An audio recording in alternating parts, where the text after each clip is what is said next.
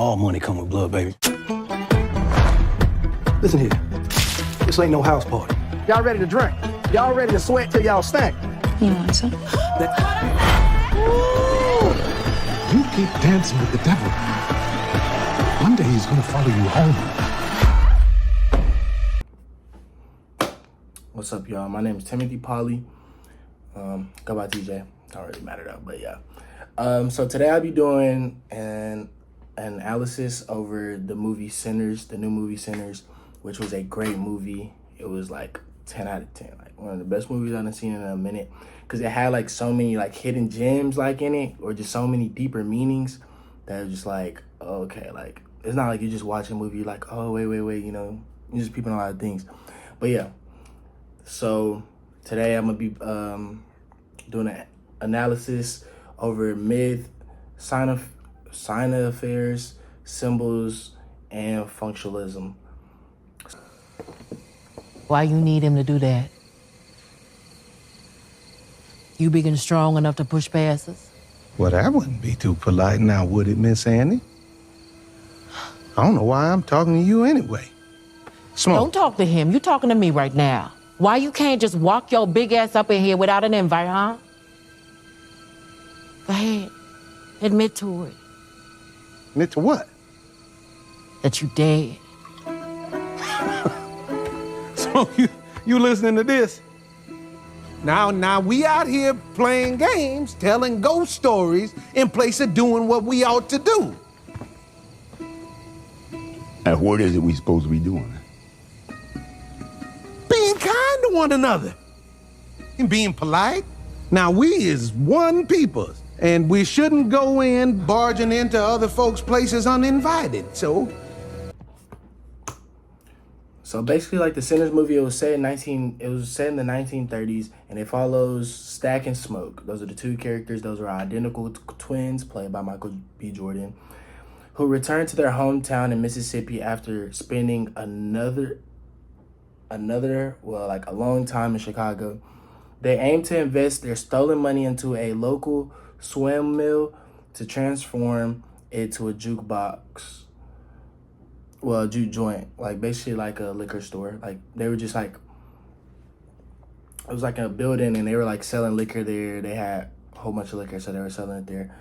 The film explores themes of family, identity, and complexity of their past, and they navigate their new venture into changing the world. So they also brought their nephew.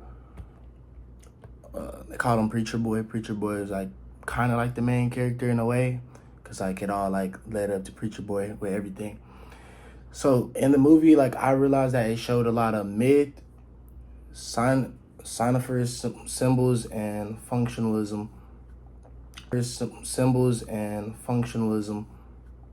So like with the myths, it was like more where the musicians sell. So basically like the musicians, they sell their soul for talent. Like how y'all kind of hear like with the Illuminati and like they say certain big stars like sell their soul to like get famous and get money and things like that. So that's basically kind of like how the movie was. So selling their souls for talent by portraying vampires and metaphors for predatorial cultural forces. The character Remick was the vampire. He was the bad guy.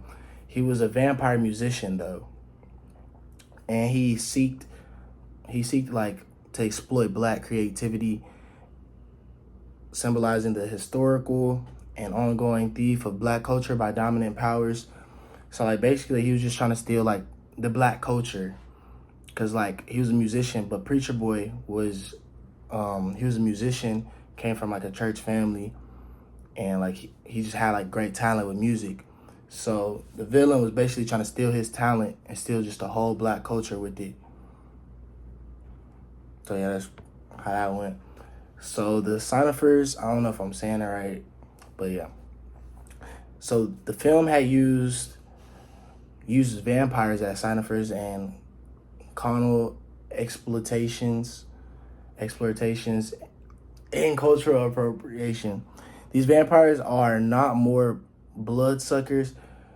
They're not like really too much of.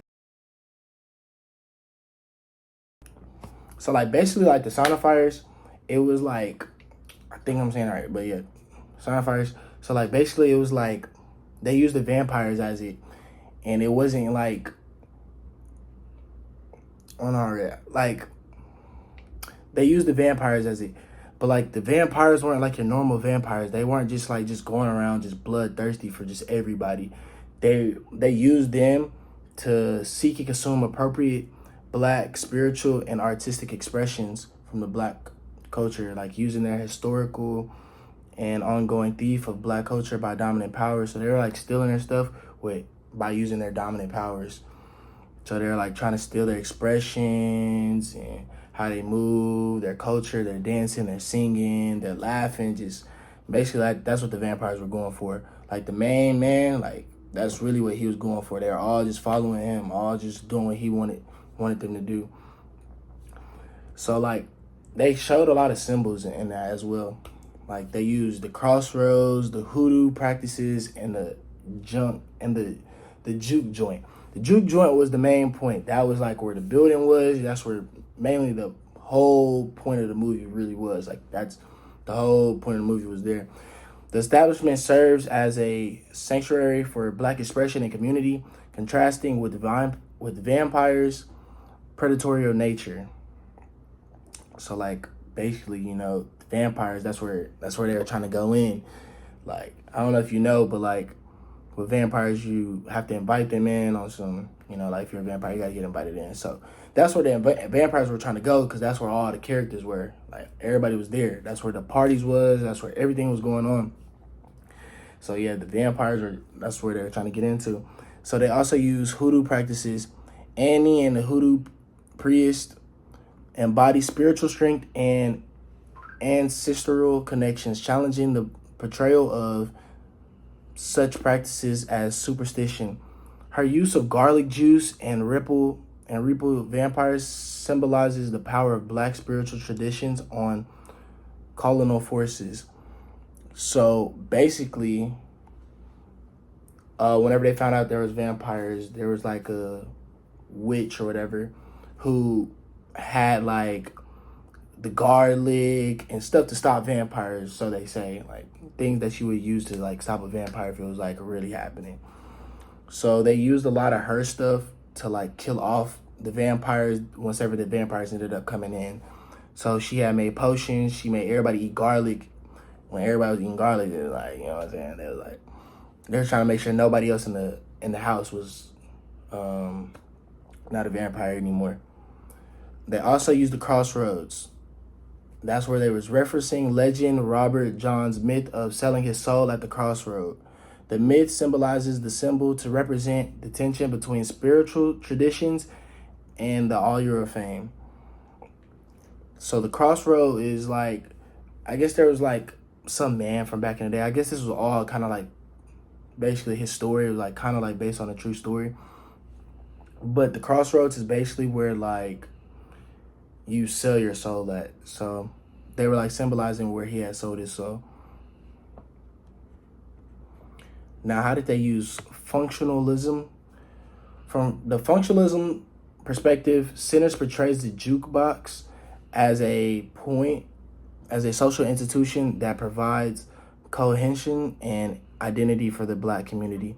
The vampires' attack on this space symbolizes the disruption of the cultural functions and the threat to communal identity.